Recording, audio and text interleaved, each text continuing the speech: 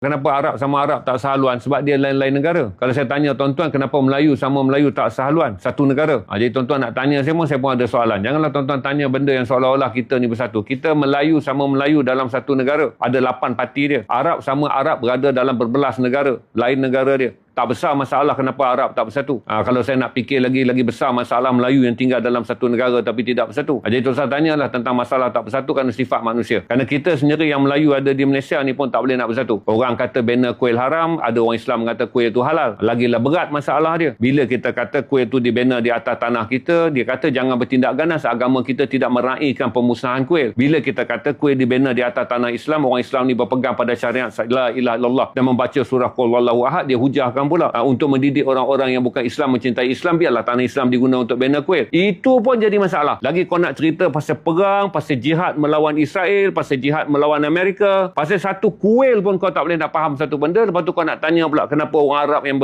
sedang berdepan dengan apa yang disebut sebagai Yahudi laknatullah. Nanti bila kita dah boleh selesaikan isu kuil dengan sepakat, boleh kita cakap pandai pasal orang lain kenapa berpecah. Sebab tu kadang-kadang bodoh kita ni kita tak boleh baiki. Sebab cerdik kita hanya cari salah orang.